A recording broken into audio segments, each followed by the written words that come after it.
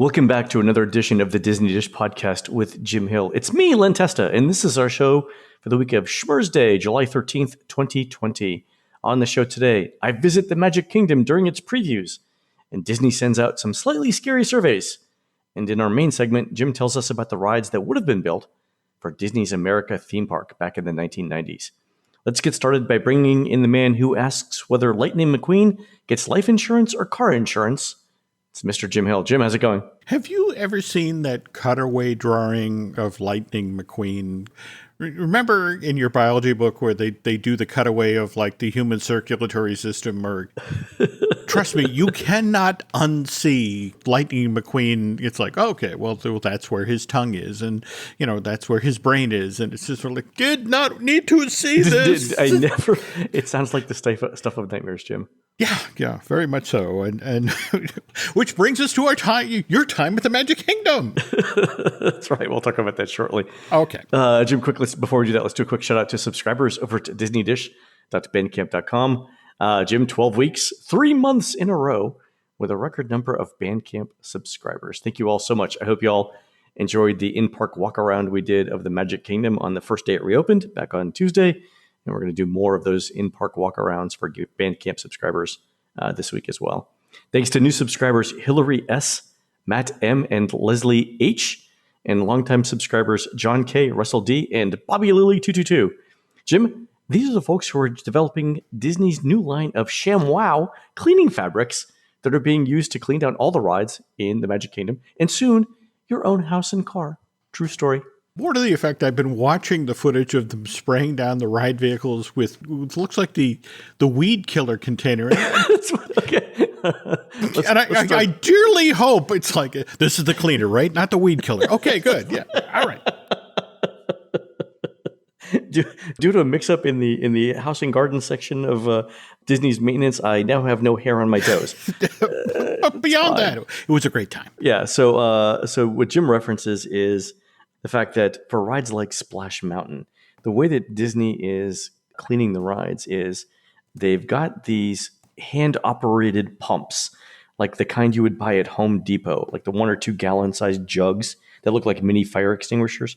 And they've got those, and they're filled with cleaning solution. And they've got cast members who will pump up the air pressure in these containers and then spray down all of the insides of the ride vehicles, like the entire inside of the seating area at Splash Mountain, when there are no guests on it, obviously. And then they'll run those things through, but they'll wand it down much like you're spraying weeds on sidewalks to do it. And that's the cleaning process. And we'll get started on this now. Okay. But the cleaning processes are everywhere in the Magic Kingdom. So a number of our listeners who are cast members invited me to be their guest for Magic Kingdom previews on Tuesday, July 7th.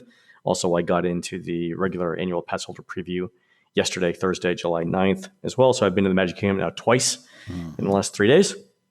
And I got to say, it went really, really well. So to start off, all kinds of new security and screening processes, as you can imagine. When you arrive at the TTC at the Magic Kingdom and you go to park, they're actually parking every other spot in a row right now. So they're leaving one empty parking space between each family. And then when that row fills up and everyone presumably has now walked to the trams or to the TTC, they'll fill in every other spot again, all the empty spots. Now, it's interesting you mentioned this because Seth Kersky did this evidently yesterday. Yep. And was talking about how it did slow down the parking process, obviously. Well, because you're now going twice as far for the same number of cars. There you go. Amazingly, of the 500 or so people that were in the Magic Kingdom yesterday, because there were not many, I didn't see Seth, which is kind of amazing. Or maybe I did, and it was just the masks that kind of prevented us from recognizing each. Although I will say, as I was going through the TTC, I recognized Lou Mangello. So I said hey to Lou and his family. And so Lou apparently has is distinctive enough looking that even with a mask on, we all know who he is. So that was good to see. Anyway, so you end up at the TTC. And there they have giant white tents set up to do temperature screenings. And so the temperature screenings are relatively straightforward. You walk into a tent, they use a touchless laser-like device to do your temperature on your forehead, and then you walk through to regular security. The interesting thing was, I thought it was going to be clever on Tuesday, and have breakfast at Bay Lake Tower, and then just walk over, trying to avoid the long lines and the long line for parking at the Magic Kingdom, right?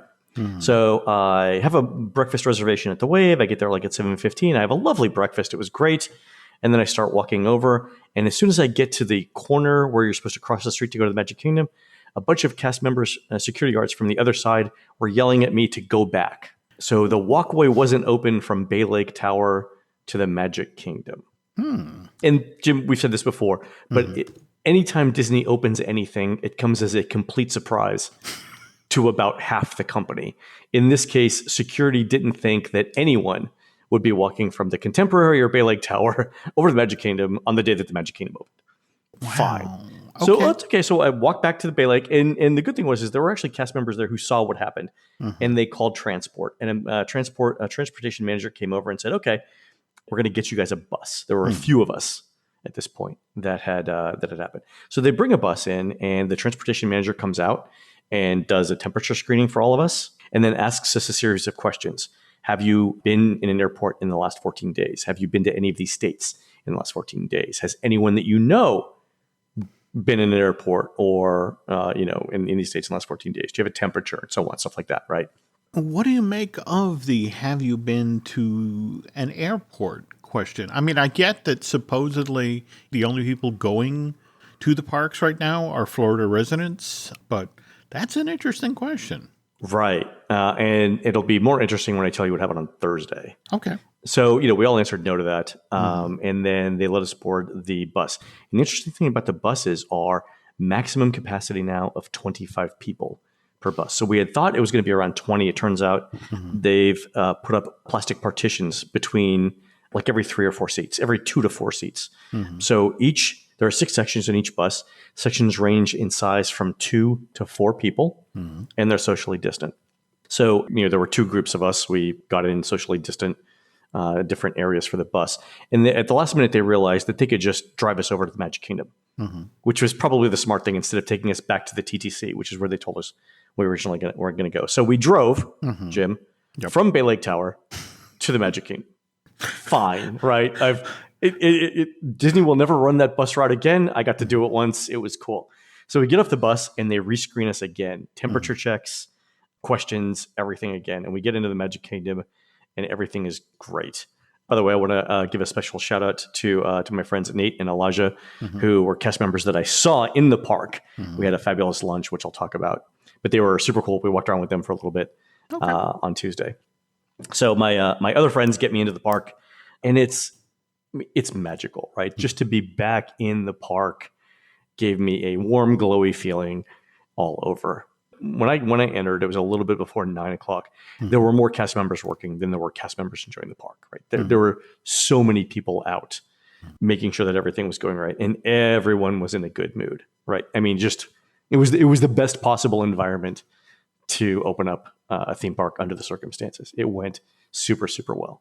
The funny thing was, so I was listening to I had other friends who were cast members who were coming in, and they were telling me, like, we were comparing notes as we were walking down Main Street, and apparently the security and transportation parking processes changed 4 times before noon on day 1. So they had apparently stopped people from coming into the toll booths around 8:30 while they figured out what to do next with the parking situation. And then the screening apparently changed again, and then the bus routing changed.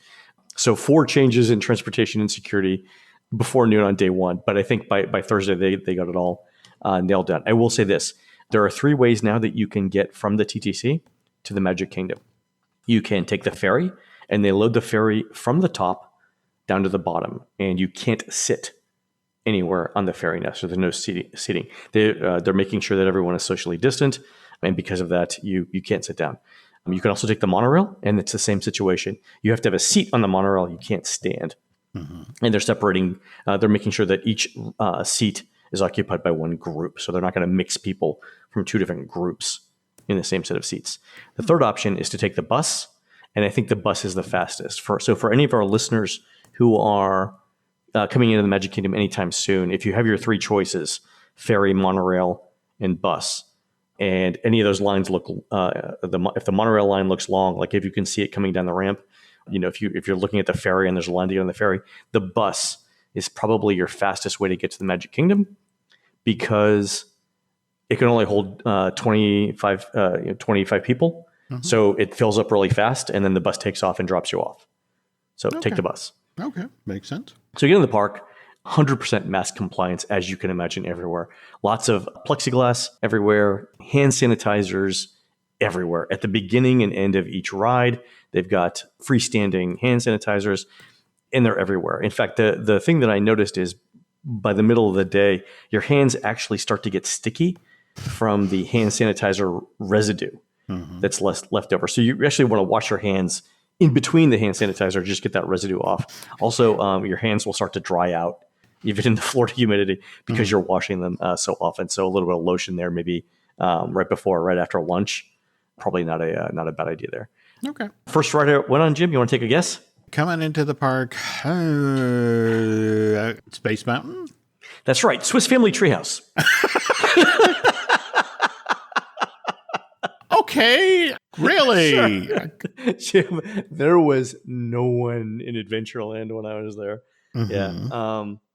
So I went up and ran in, and there's a couple of social distancing signs in there, but I got up, got a couple of quick photos of Adventureland, got to scope out, what you can see from the rest of the park. Did my quick run through of it. Got a little cardio in. I was about to say the Swiss Family Stairmaster. So exactly. Yes, okay. So did that, and then I went on Jungle Cruise, and there was so it was me and a family of 3 on the Jungle Cruise, and again, like the buses, they've got plastic partitions now up every couple of seats, and the Jungle Cruise narrators have a couple of new coronavirus jokes.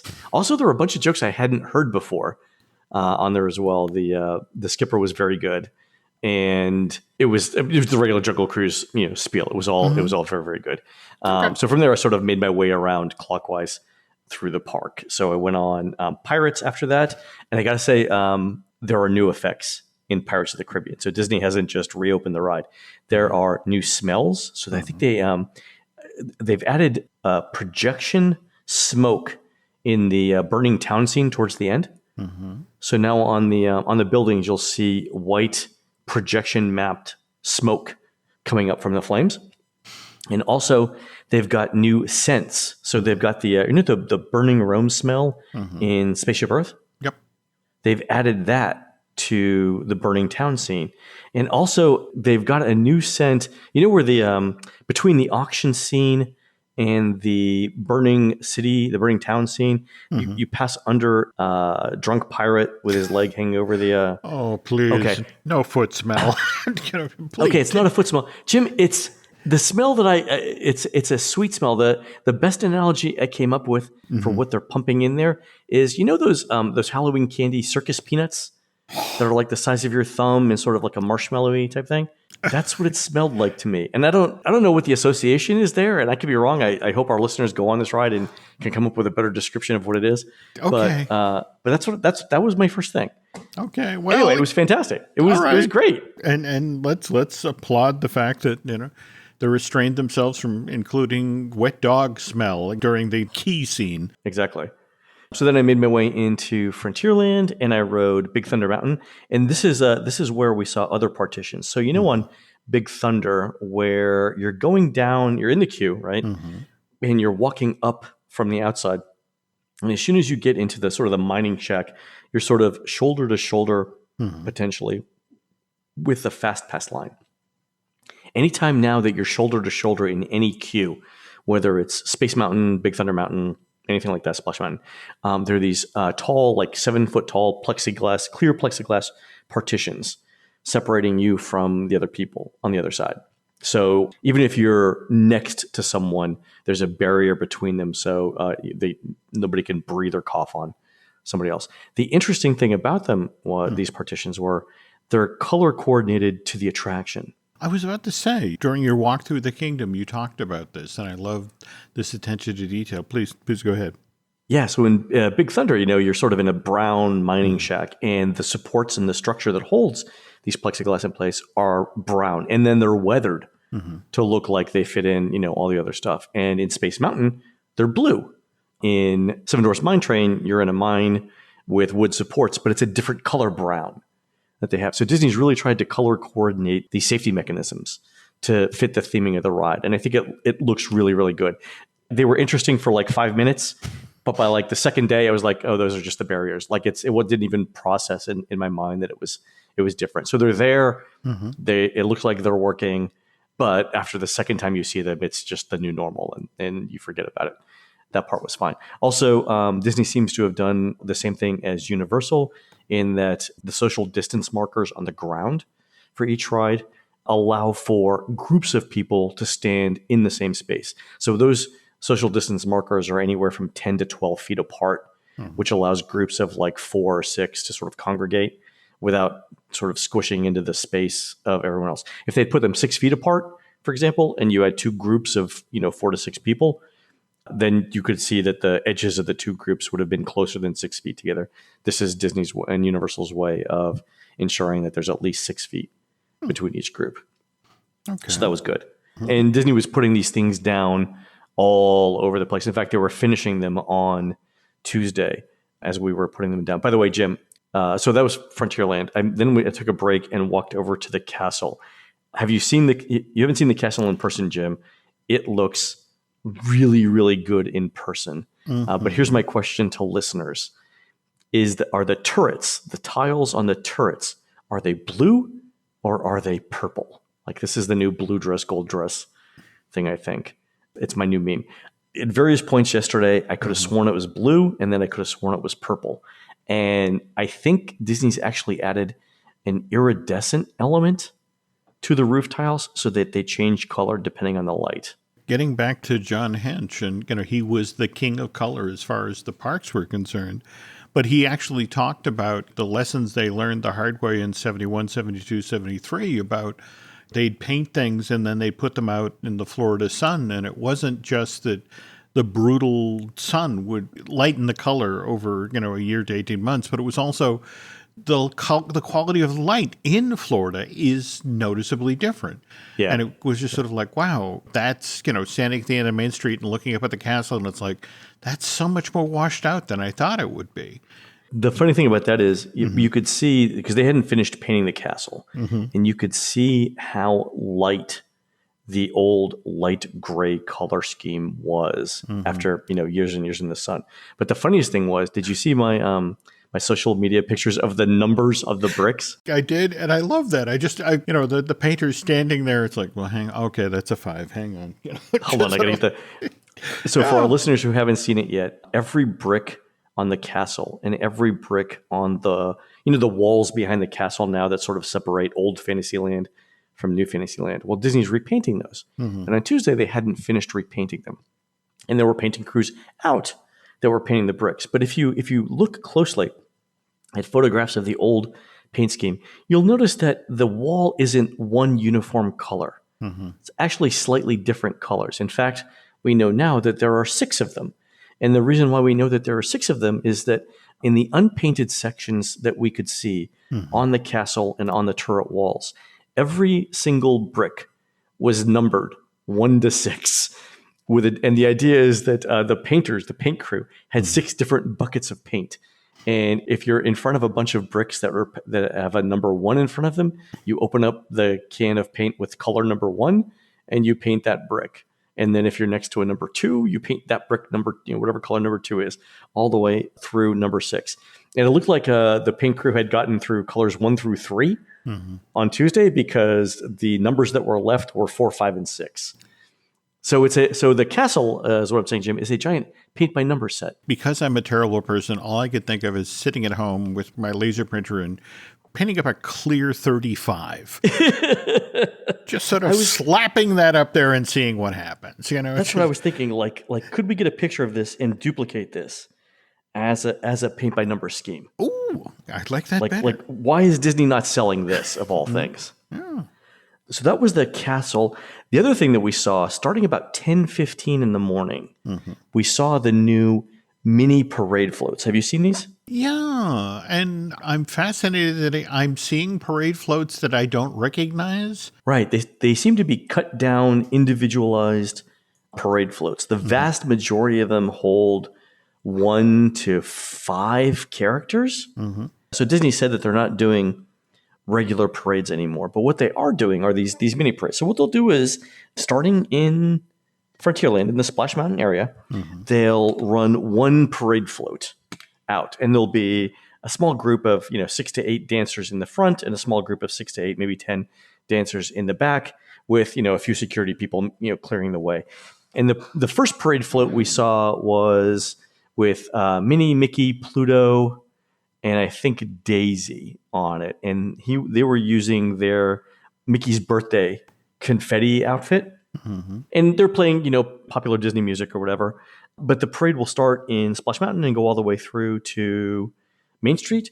But I love it, and the reason why I love it is there are a few reasons. One, it's super short. You don't have to schedule 30 minutes in advance to be on Main Street, for the 3:00 parade. It doesn't take up an hour of your time to watch the parade. Basically, you can see the parade as you're walking to somewhere else in the park. Number two, the fact that there's only one parade in the float means that your attention is entirely focused on that one float. And I think the performers really enjoy being the focus of attention. They're not, you're not the 37th float in line like it's the Macy's Thanksgiving Day parade or anything, right? You're not sort of blending into your own little crowd inside the parade. The performers know that everyone who's watching the parade is watching only them, and I think they're really enjoying it. The third thing I like is the parades. These new parades don't cut off half the park from the other half of the park. Because remember, when the regular parade runs, it's virtually impossible to get from Adventureland to Fantasyland, right? You've got to break through a security barrier like you're trying to get through the Berlin Wall back in the 60s, right? Very hard to get. But here, basically you wait 30 seconds and then you walk behind the parade float and you're back on track. I hate to say, Jim, I actually like this parade better than I like the main parade. I like this idea. So that Mickey was one. One, they have Tinkerbell out, and she is doing a Pirates of the Caribbean sort of Tinkerbell theme on it. She's on a pile of money. And it's funny because yesterday was the heat index yesterday when I was in the park was 105 degrees. And remember, that's 105 in the shade, right? It's hotter in the sun. And Tink comes out and she's got bare shoulders on, and there's no umbrella over here. She's on top of a large parade float, which makes her even closer to the sun than the rest of us. And the first thing I think of is how much sunscreen did they pour on that poor girl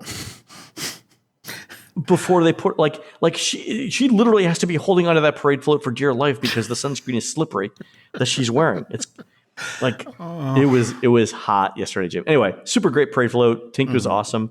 The other thing we saw is Princess Merida on an actual horse going from Frontierland all the way down Main Street. That was kind of cool. I also recall seeing they brought out the trolley and had the Winnie the Pooh characters on there. But it was interesting because I think it was Rabbit, Piglet, and Tigger, but then later in the day, they had those same characters up on the porch of the Crystal Palace, waving to people as they walk by. So there's a lot of spontaneous character pop-ups. Also, over on the second floor of Country Bear Jamboree was Liverlips and another one of the Country Bears were there. But characters everywhere. Buzz Lightyear was in Tomorrowland. Stitch was in Tomorrowland.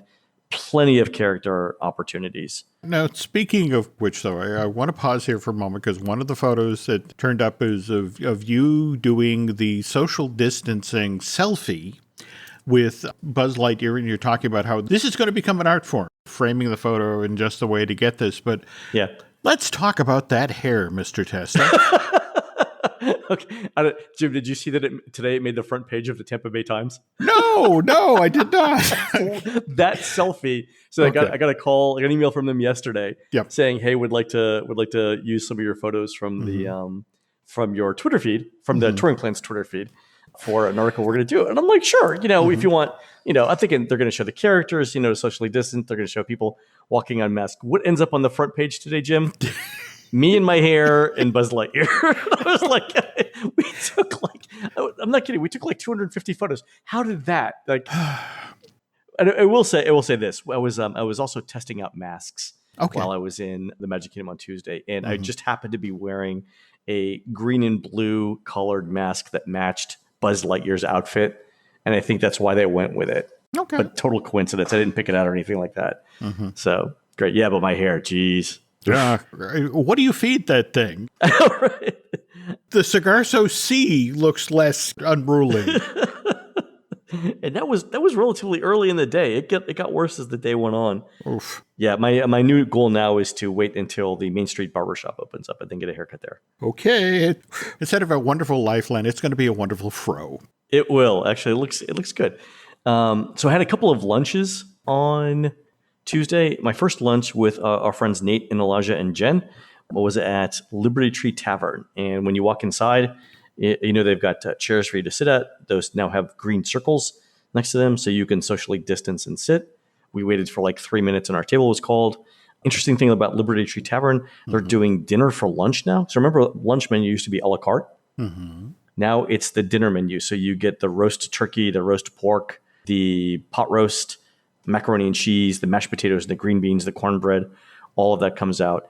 Jim, it's like eating Thanksgiving and then going out into the Sahara. It was a great lunch. Well, no, I was about to say, you sounded so enthusiastic about the meal and how you enjoyed it, but just the notion of eating that way and then walking out into the heat index you just described, and it's just sort of like, by the way, Mr. Testa, here's your complimentary defibrillator. No, it was delicious, actually. Actually, I forgot about the best thing about it was they do like an ooey gooey cake for dessert with ice cream. And I think when I order this from now on, I'm going to say start with dessert. And then if there's room left over, I will eat the mashed potatoes and green beans and stuff. It was amazing. Service was excellent. It wasn't very busy. I would say like 1 out of every 5 tables was filled. But again, it was opening day on a cast member preview day. I had heard, by the way, just for rough attendance numbers, I heard maximum of 7,000 people in the Magic Kingdom for that day. So very, very low capacity. And at that point in the day, there were not many people in the Liberty Tree Tavern, but it was fantastic. Was this day you had 2 lunches when you? It was. So I went directly from here to another lunch with more cast member friends of ours who had managed to get into Be Our Guest. And like Liberty Tree Tavern, Be Our Guest was doing dinner for lunch. So a couple of things here.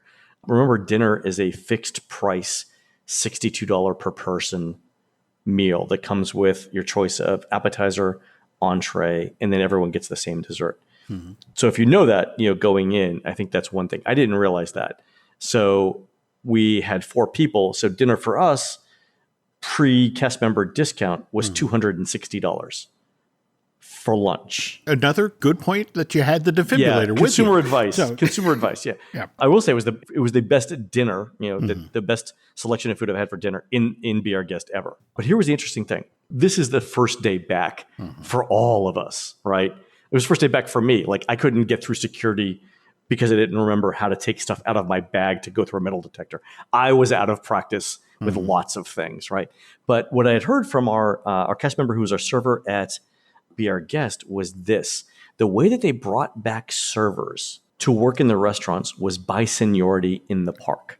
Ooh. So for example, if you had worked at Crystal Palace for 40 years and you were number 1 in the Magic Kingdom on seniority, they called you back first. And they said, look, Crystal Palace isn't open, but we're going to open Be Our Guest. Do you want to work there? And if you answered yes, your new home was Be Our Guest until Crystal Palace opened again, right? And that's what happened to our server. I think she had 41 years of experience in Crystal Palace. And this was her first day at Be Our Guest. Well, that's great, right? So you think, well, restaurant serving is restaurant serving. But Jim, for 41 years, her job as a server was to get you drinks and bring you your check. So the idea of asking about appetizers or asking how you want your meat cooked was something that she hadn't done since the Reagan administration. And it showed she was again, absolutely nothing wrong. This was our first day back. I didn't do anything right on my first day, but it was a learning process for all of us. But it took 2.5 hours to get through that lunch because we would be asked questions like, I forgot to ask you what you want for an appetizer. Like, do you want an appetizer? And then half an hour later, like, how would you like your meats cooked, by the way? Stuff like that. It's a learning experience for all of us. So bring some patience. But it's kind of funny because we're all laughing about it. Like, I didn't think of that, because like when I ordered, I ordered, I had the pork tenderloin, which was delicious. I didn't think to specify how to cook it either. Cause I haven't been in a restaurant where people have asked me that question now for since March. So I didn't know either. It was kind of funny though. It's like, yeah, we're all getting used to some new things, so it was kind of great. But we all had a good laugh about it. Everyone was super nice. No, that's a good attitude to have in this situation. Yeah, and the food was excellent. Like I said, best meal I've had best dinner I've had and be our guest ever. Mm-hmm. So that was and also too, the air conditioning in there is just amazing. So not only the air conditioning, but they actually do bring Beast out to see you. And again, everyone's first day. So we're in the rose garden, the rose room, right, where the portraits are. Sort of, you walk in, it's to the right, and we're in there. And Beast comes out, and he is supposed to come down the middle, go to the right, bow and wave to everyone, walk to our side, which is the left, bow and wave to everyone. So he does it. He walks into the room, turns to the right, bows to everyone, starts walking back. And right before he's supposed to stop and bow, he, I guess, doesn't see the table and chairs that are in front of him. Oh. And he walks into the table and chairs and almost falls down. He actually has to like grab and steady himself. Oh. And then he's like, okay, I'm good. Okay, stand up straight, wave to everyone, turn around slowly and leave. Again, first day for everyone, Jim. First day for everyone. Especially that costume, the weight. The feet, Jim, the feet. Yeah. Because again, the feet are 2 feet long, right? And you haven't walked in those things in 4 months. Yeah. So it was 2.5 hours for lunch. At one point, I said, I think this is how the servants in Beast Castle actually became inanimate objects. Like, I think at this point, I'm turning into a fork. What a comfortably cool fork. Yeah, it was, again, the air conditioning was fantastic. Anyway, get out of that, and we went on a few more rides. A couple of other things to note. There are maskless relaxation stations, they're called. One is in Frontierland over by the Pirates Adventure. So right by the back entrance to Pecos Bills by a Pirates Adventure. There's one there. It's got hand sanitizers on the way in, on the way out. It's shaded, but you can sit there, charge your phone without your mask on, and be socially distant from everyone. The other one is at the old fireworks dessert party location in Tomorrowland Terrace. And those are nice because I think they're actually doing some like semi-air conditioning there. So my tip for listeners is go grab a drink, like a venti ice water at Starbucks, and then bring it in there and drink it, and you'll really cool off very, very fast. So Tomorrowland Terrace is the way to be. So that was really, really good. A couple of other things. I was in Buzz Lightyear. I think there's some new effects in Buzz Lightyear. So I think when our listeners go on this, tell me if you see new effects or if it's just the fact that I'm always concentrating on targets. But I think there's some new effects there. And that said, there are a couple of rides that opened up that maybe could have used a little bit of a once-over.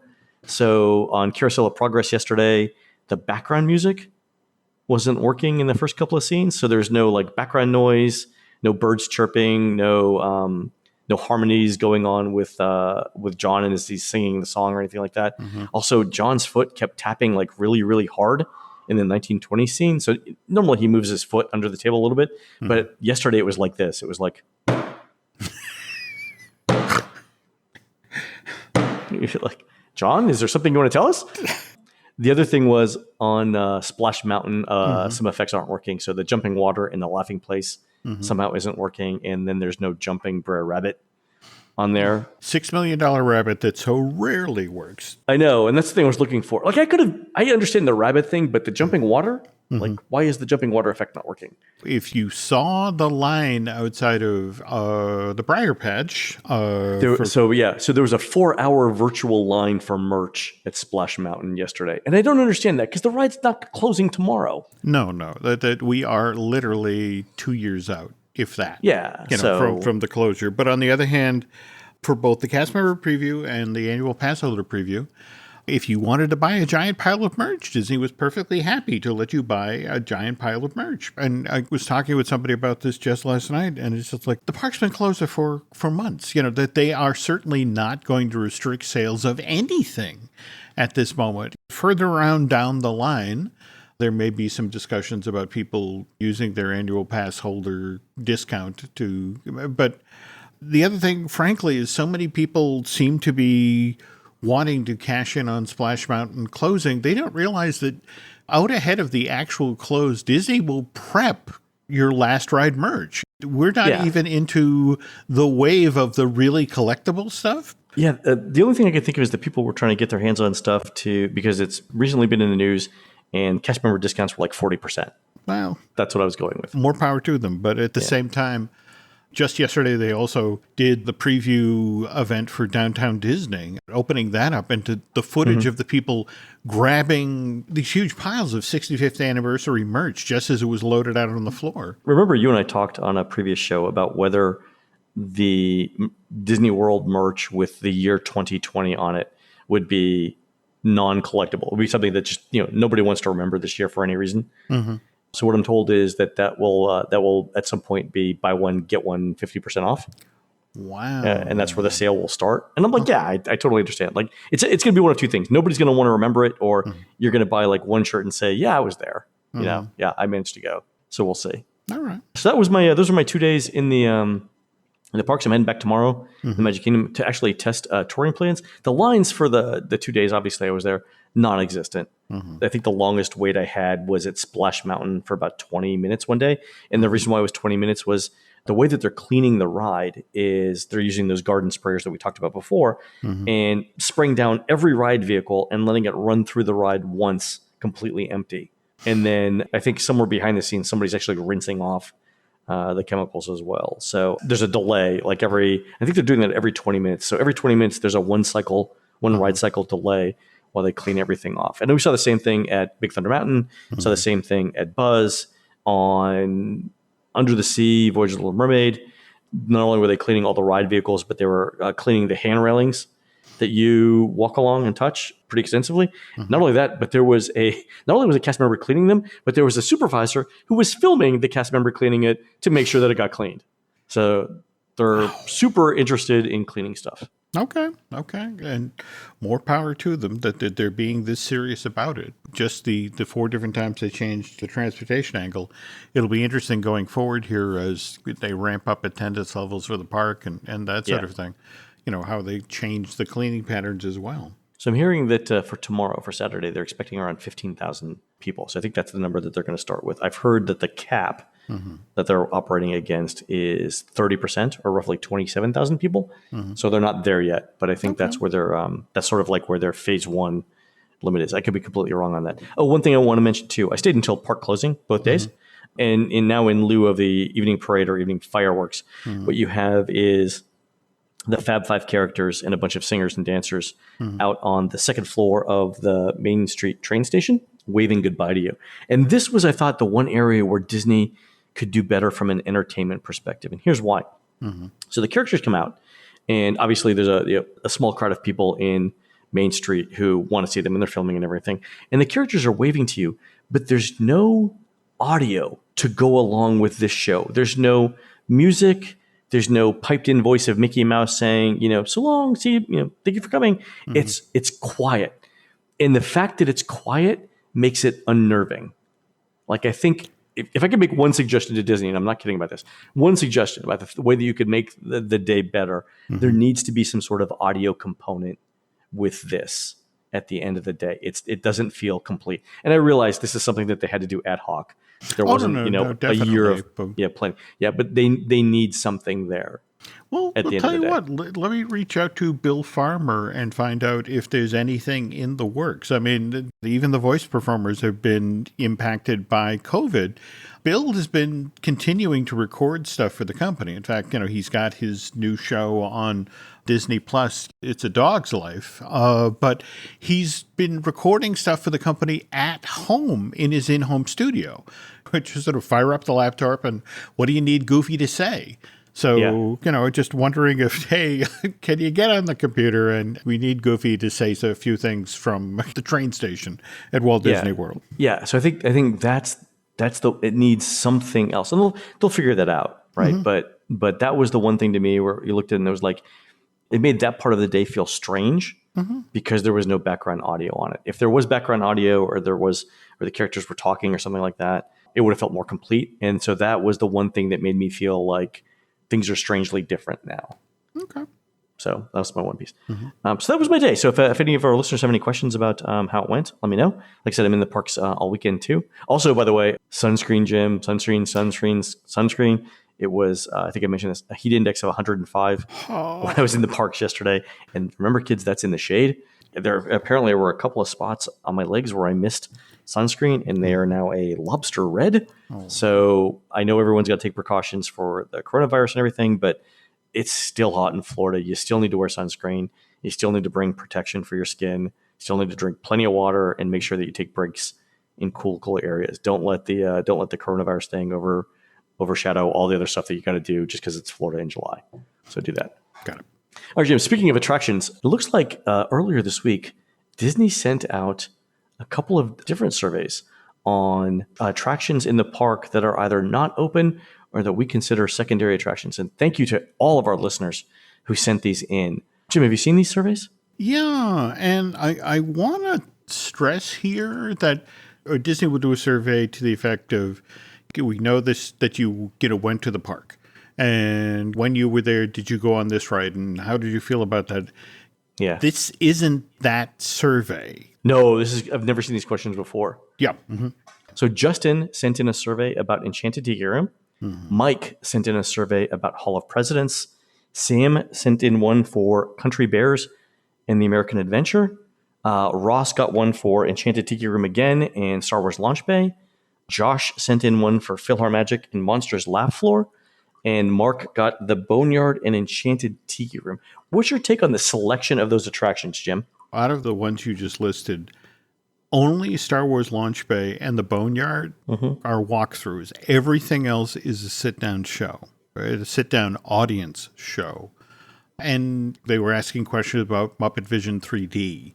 Oh, right. Yeah. So you got to wonder in the current environment, just getting the sense of, and they were asking things specifically about, did you find the show dull? Those sorts of questions.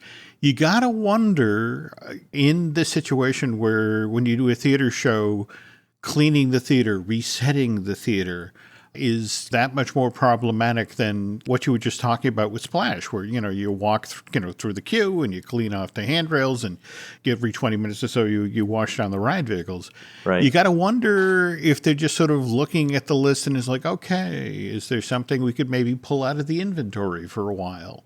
With the exception of Star Wars Launch Bay and, again, Boneyard, everything else is a sit-down show. Okay, so I didn't realize that everything was a sit-down show. By the way, I think the Boneyard and Star Wars Launch Bay are sort of benchmark attractions. I don't think that they're the focus of these surveys. I think Disney wanted a secondary attraction to benchmark answers for against the other shows. So if you're talking about, for example, if Disney's going through the answers to Country Bears and they're looking at the questions, they're looking at the answers that they got, they need to know if those answers are good or bad relative to a comparable attraction that they're not worried about. And in that case, I think they picked Star Wars Launch Bay and the Boneyard. So those are the benchmark attractions. No, absolutely.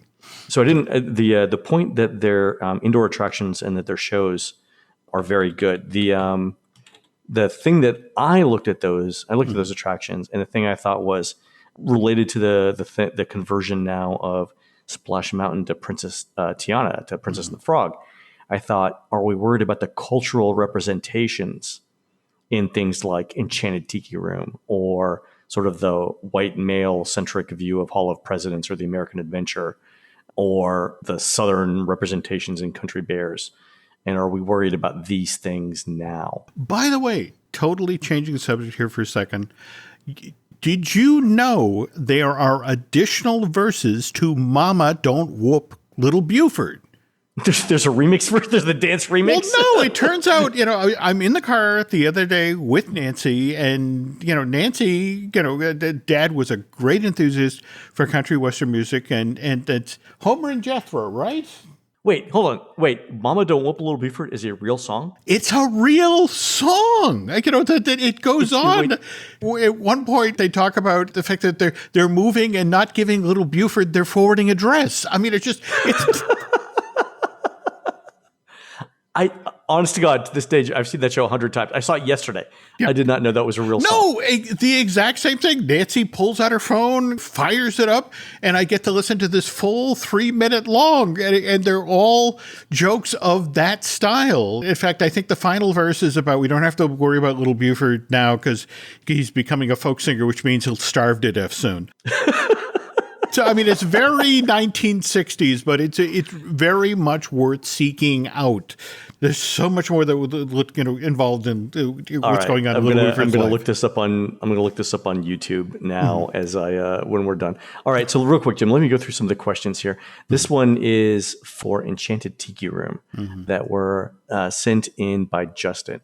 So it starts off with the question about which of the following best describes where you live: a city, a suburb, or a rural area. And it asks you for your zip code. And then it asks whether you're a parent or guardian of a child under 18. It asks whether your financial situation has changed in 2020. Asks you for income. Asks whether you're employed. Asks your level of education. Asks your ethnicity and gender. And then the first question is, which of the following changes would improve Walt Disney's Enchanted Tiki Room attraction? Check all that apply. Longer length, familiar characters, shorter length, new characters, fewer characters, more of a story, more detail, more interactivity, more technology, needs repairs, or none of the above. And Justin checked none of the above. The next question is, please respond yes or no to the following statements which describe how you feel when visiting the Walt Disney's Enchanted Tiki Room attraction. Are you transported to a different world, place, or time? Do you forget about everyday cares and worries? Did you lose track of time or have time pass by quickly? Were you completely captivated and immersed? Were you... I think the word they're looking for here, Disney, the word you're looking for here is hostage. Or more to the point, I thought, hang on, I need to reset my watch for 1963. Please go on with the completely captivated. Okay. So, were you inside a story, place, or world you love being a part of? Did you experience things you could not in real life? Did you enjoy how different scenes bring this attraction to life? And did it expand your imagination and give you the ability to fantasize? Boy. For Enchanted Tiki Room, that's a tough set of questions, man. Especially at Disney, nobody writes a survey unless they're looking for a specific response. And I'm sorry. They have an area of concern, and they want to make sure that the questions that they ask address that area of concern. Right? Come on, Len. That survey's that survey basically. How would you like us to kill this attraction? Should we run it over? Should we build it? I mean, seriously, that's the Tanya Harding of surveys. All right, just sort of like, how hard could you club that show? I mean, to be fair, Justin's review of this thing was really good. He liked it. Okay. All right. So the next question: which of the following describe how you felt during your Walt Disney Enchanted Tiki Room attraction experience? Check all that apply: anger, love, romantic, pleasure, worried, nostalgic, disappointed, awe, wonderment, protected, sad, safe, energized, childlike, nervous, irritated, happy, excited, scared, surprised, troubled, amused, confused, stressed, interest. Like some of these, I think it should be interested, not interest, right? Mm-hmm. Anxious, exhausted, comfortable, confident, fearful, joyful, passionate, and admiration. Okay. How would you characterize the attraction? Check all that apply. Thrilling, broken, entertaining, slow, tiring, boring, fast-paced, romantic, modern, shabby, neglected, deteriorated, loud, immersive, irritating, funny, edgy, exciting, magical. Oh God, Disney, don't be predictable. Silly, clean, creepy, annoying, fake, uninteresting, suspenseful, bad, predictable, touching, disturbing, uplifting, original, depressing, scary, confusing, unoriginal, fun, innovative, mean, transformed, or calming. And then how do you rate each of the elements? And the elements were you rate them from poor to excellent.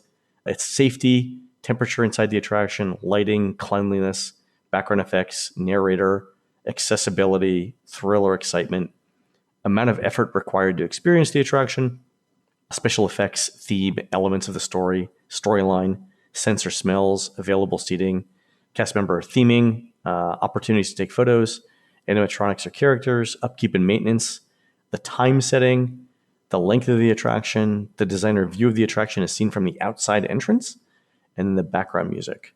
And then here's the most interesting thing, I think, the most interesting part of the survey. Based on your experience of the Walt Disney World's Enchanted Tiki Room, does this attraction seem like it's most likely for young children, older children, teens, young adults, older adults, all ages, or no one? And then after that are a series, and I think this part right here is the meat of the attraction. Okay. It's a series of free-form text questions, open-ended, where Disney asks questions like, what did you dislike about Walt Disney's Enchanted Tiki Room? By the way, that's the first of the free-form text questions. So that's the important one, right? All right. What are your memories of your first experience of the attraction? Were you aware of are you now aware of the background and storyline of the attraction? And then what did you like most about it? How likely are you to recommend it to a friend? And then there's a question that says, how would you describe this attraction to a friend or family member? Please describe it in as much detail as possible. So this isn't like what you thought about it, but how you would explain this attraction to someone else. If there's anyone from Disney who has access to these survey answers, I don't ask for a lot in life, but if you could send me the responses from that people give to this question for different attractions, I would love to see it. So Justin actually wrote, he would describe the show as a cute Hawaiian, immersive animatronic bird show, which I totally get. Like I'm on board with that. But I would love to see what people say about that. I just don't understand the timing of this. We've had Bob Chapek on the most recent quarterly's earnings call admit that $900 million worth of construction and stuff that's actually in motion in various stages, around the parks is now on pause, as they evaluate, because face it, the business has changed because of COVID and coronavirus. So given that situation, what is even the point of the info gathering if they've got $900 million worth of construction paused? It's No, I get it. And that's why I think it's related to the Splash Mountain thing. They want to get ahead of any other story like that. So remember, they were able to say with Splash Mountain, when it became an issue, they were able to say, hey, we've been working on this thing for a year. Now's a great time to share it. Right? All right. So if people start pointing out, well, the American Adventure or the Hall of Presidents is kind of like, and granted, most of our presidents have been white men, right? If some people start saying, okay, Hall of Presidents is kind of a white guy-centric view of American history, right? They want to be able to say, you know what? We've been thinking about the same thing for a year too.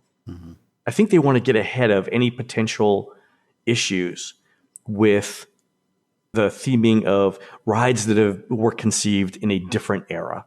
How does that sound? It certainly sounds like a plausible explanation for this, but it just what's actually going on in the company at this time. It's just the notion of, okay, you've gathered all the information. Okay, you have that in report. Okay, that's on my desk. And there it will sit. But I think that's it. I mean, do I think that they're going to commit, bulldozers to Country Bear Jamboree? No, they're not. Right? But they could hand a project like, how would you change Country Bear Jamboree to be more inclusive? They could hand that to a new Imagineer as as one of their 3 projects that they're working on now, so that a year from now, if the question comes up and says, this kind of makes Southerners look like rednecks, and maybe this isn't the way we should portray people from the South, they could come out and say, oh, Kevin Rafferty's been working on Country Bear Jamboree retheme for since 2020, and here's some ideas that he's thought up for it. And here's our new 2.5 hour long version of Mom or Don't Warp with Little Buford. Yes, so exactly. Okay, we're gonna bring out the full.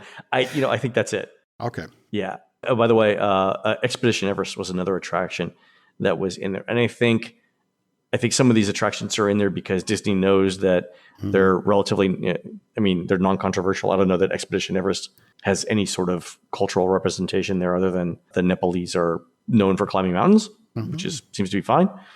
So I think things like Expedition Everest, the Boneyard, which has essentially no theme, and Star Wars Launch Bay may be the benchmarks. Actually, Star Wars Launch Bay may be, I think the thing they might be looking for there is lack of female characters to interact with. Because you think about it, it's Chewie, Darth Vader, and 2 robots, but no women. Mm-hmm. And the irony is, if you go into Galaxy's Edge, there's Rey. In fact, that you were talking about. In fact, that's one of my favorite stories you've told. In the past year or so. The Rey interaction with Guy was just one of the best character interactions I've ever seen. The opening day of Galaxy's Edge, it's one of my favorite Disneyland memories. Mm-hmm. And I wasn't even a part of it. I was just watching Guy, but I was living vicariously through him. It was great. All right, so Jim, that's it for the news. When we come back, you're going to tell us all about the rides Disney was planning to build at their Disney's America theme park in Virginia back in the 1990s. This podcast is brought to you by Carvana. Carvana lets you buy your next car on your terms. Explore a massive inventory online, filter for what matters, and find your perfect match. Then choose delivery to your home or pick it up at one of Carvana's iconic car vending machines. Every car also comes with a 7-day money-back guarantee, so you can make sure it's the right fit. Buy your car on Carvana. Delivery or pickup fees may apply. Limitations and exclusions may apply. See our 7-day return policy at Carvana.com. Carvana. Breathe deep. Imagine your legs more limber in Duluth Trading Double Flex Denim. Envision euphorically squatting for that can of suds, bending for your toolbox in a state of bliss, lunging for your laser level on a whole new level. Relax and allow the flex to fill you with ability. Find your inner flex in Double Flex Denim only at Duluth Trading. This episode is brought to you by Paramount Plus. Paramount Plus has movies. So many movies. The movies you've seen 1,000 times and could watch 1,000 more. Iconic movies your friends can't believe you haven't seen. New movies, classic movies, new takes on classic movies. So whether you're into Top Gun or The Naked Gun, Mean Girls or Mission Impossible, Smurfs or Sonic the Hedgehog, there's a mountain of movies to discover on Paramount Plus. Start streaming today. All right, Jim, we were talking a couple of weeks ago about, I think it was around D-Day. It was actually about a month ago. We were talking about one of the rides that Disney was thinking about building for the Disney's America theme park that was related to D-Day. And you thought that'd be a great story to do for a regular show feature. So let's talk about that. This was back in the 90s. Remember, Disney was going to build an American history themed theme park in the suburbs of Washington, D.C., in Virginia, right? And we've done shows about this in the past, but we haven't really focused on the attractions, the unique attractions that Disney was going to build for that park. And that's what you want to talk about today, right? Yep. And before we get started here, I do want to point out that just last week, Drew Taylor for Collider did an 8,000-word article on Disney's America. And there's a lot of stuff in there that's never gotten out. And Drew, as part of this piece, does in fact talk about these very attractions we're going to mention today, that what Len was just referencing to was the centerpiece attraction for Victory Field, which was going to be basically the part of the park that really celebrated the greatest generation. It was America coming out of the Great Depression into World War II. And the notion was you'd have these wonderfully restored bombers from the 40s positioned on the airfield. But as you actually went into the hangar, it was going to be Disney's first in-park use of VR. Now, Disney America was announced in November of 1993, and sadly, the version that was going to get built in Prince William County got its plug pulled in September of 94. But how many of our listeners remember when Innoventions first opened at Epcot in, I want to say, June of 1994, and there was the Imagineering Lab? Do you remember that, Len, with the test of Disney Vision? Vaguely. What was it? How did it work again? You basically put this giant visor setup in front of you, and what they did is that you then climbed aboard a faux carpet, and they did about a 2 or 3 minute long demo of the Magic Carpet attraction that would eventually appear in Disney Quest. You floated through the streets of Agrabah interacting with folks, and if you answered questions correctly or got the right point totals, you could eventually get into the Cave of Wonders and deal with Jafar and all that. But this was the 2 and 3 minute long test. But Disney Vision was initially developed for this D-Day experience. The idea was a weird sort of way, very much like The Void. They put you in a harness. They put the VR helmet on you, and then they started running footage of you in the doorway of a plane that was flying over the coast of France during D-Day. And you then jumped out of the plane. You stepped out of the door frame and you're now dangling just 6 or so inches off the floor, but they're blowing air in your face and they're moving the harness, and the footage you're telling you is you're falling from 5,000 feet up, and then eventually your parachute, opens and you gently land to the ground. So wait, you're in a harness and you're like swinging as this is happening? This is what's going on. Jim, and the pool of urine below me for this ride, they would have to clean this ride out every 5 minutes. Wow. There is no way I could handle that ride. I'm telling you right now, the janitorial service at Disney killed Disney's America. It wasn't the people on the outside who protested that. Everyone who did this, as they were putting together Disney's America, is like, oh my God. And it's just the whole idea of this park is it brought history to life, and the notion of this is what our grandparents did, when they were World War II. Yeah. I'm mildly hyperventilating just thinking about being on a ride that simulates jumping out of an airplane. But just between the having to explain to the advisor, having to hook up each individual, this was an attraction that literally had no capacity. Right. They figured, all right, if we had 10 of it individual setups and then had the cast members there to handle this, they were thinking we'd be lucky if we get 100 people through this an hour. Oh yeah, I mean it'd have to be a premium experience. You'd have to pay extra for it or something like that. Yeah. So much of what was proposed for Disney's America eventually ended up in California Adventure, and it was actually coming out of the crashing and burning of Disney's America that people were like, no, I really love this aviation idea. We got to do something that has more capacity. And ironically enough, that's where we got Soarin', where, you get 87 people at any one time. And even then it was, for the Disneyland version, it was the two theaters side by side. And that's what they eventually did with the Epcot version, but only to add the third theater to try to make it to meet with demand. Could you imagine blending a VR headset with Soarin'? You could do the D-Day invasion thing because you could have so the VR would give you your own personal view of looking around, right?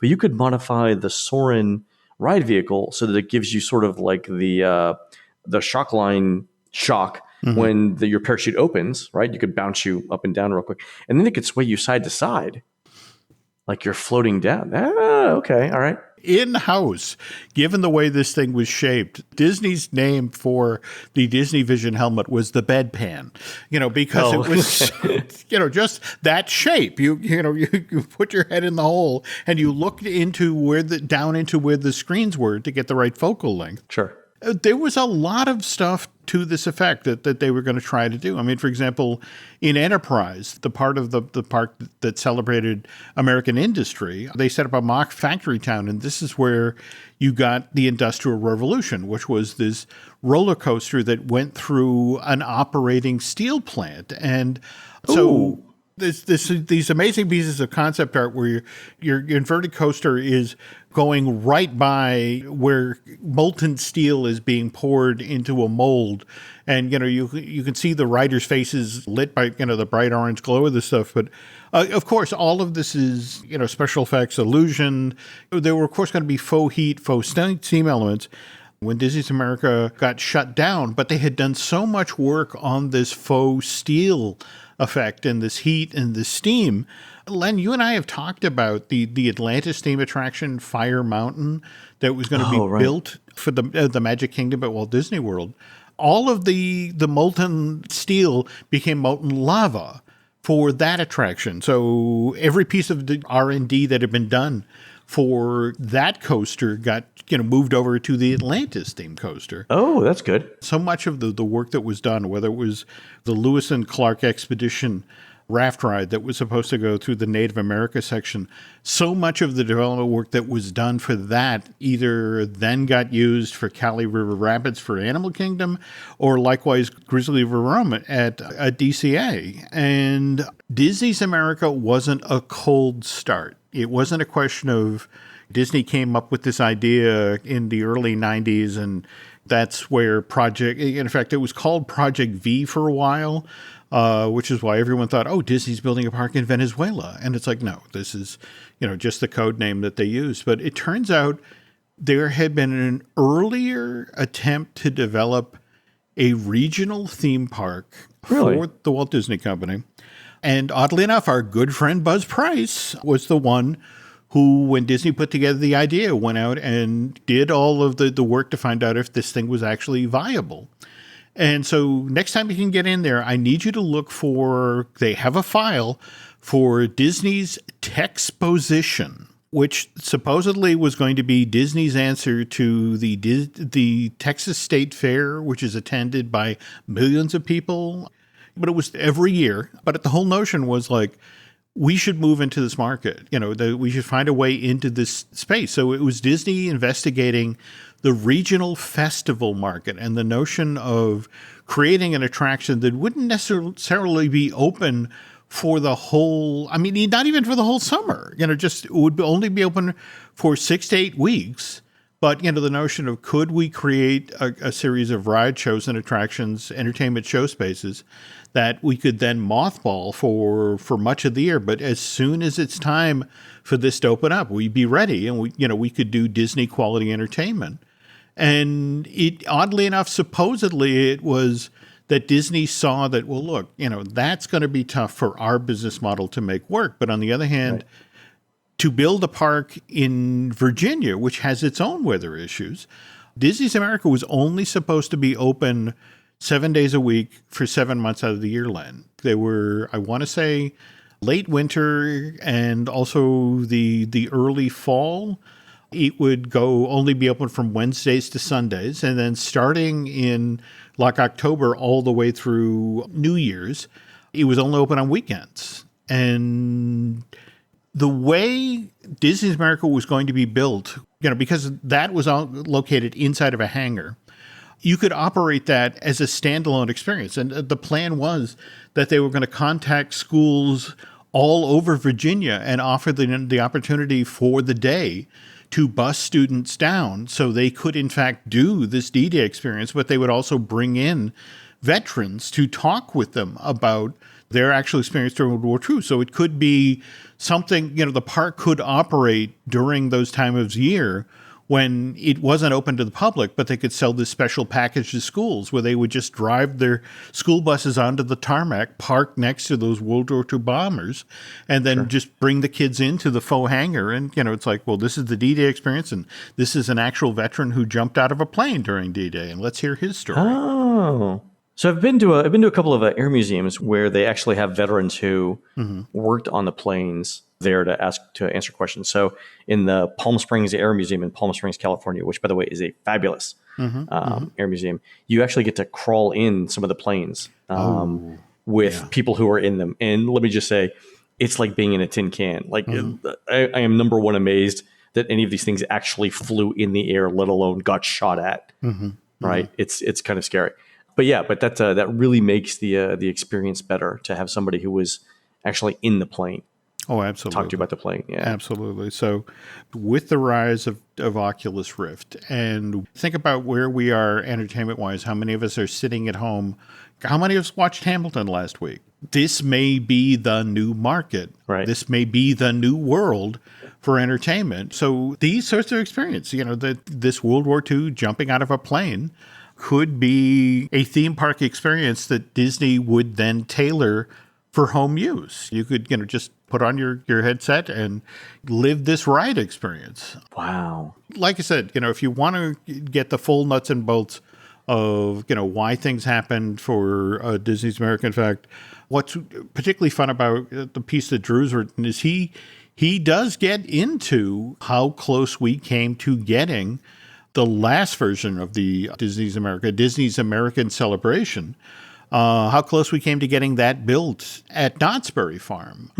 Knott's Berry Farm was up for sale in 1997, and Disney had committed $600 million to building Disney's America when they walked away. So that was the price point they were looking at. And so here was the Knotts family putting this theme park up for grabs. And you got to remember that right out in front of Knotts is a full-sized recreation of Independence Hall from Philadelphia that they built full-size back in July of 66.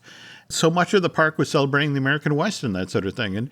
And Disney, in the end, went over, kicked the tires, and they were like, yeah, we could fit a lot of what we proposed for Virginia here. The downside is, how do we get guests over from Anaheim? How do we get them to Buena Park? And there was, at one point, they sussed out what it would cost to create a monorail system or an extension of the monorail that would take people from Disneyland Resort all the way over. But it was between the rights of way, the clearances, it blew the financials. So they were like, I guess we got to let this go. But the thing that particularly struck in the Imagineers' craw was that when Cedar Fair finally swooped in after Disney passed and got Knott's Berry Farm, Len, they got the entire park and the surrounding lands for $245 million, less than half. And the land itself is probably worth that now.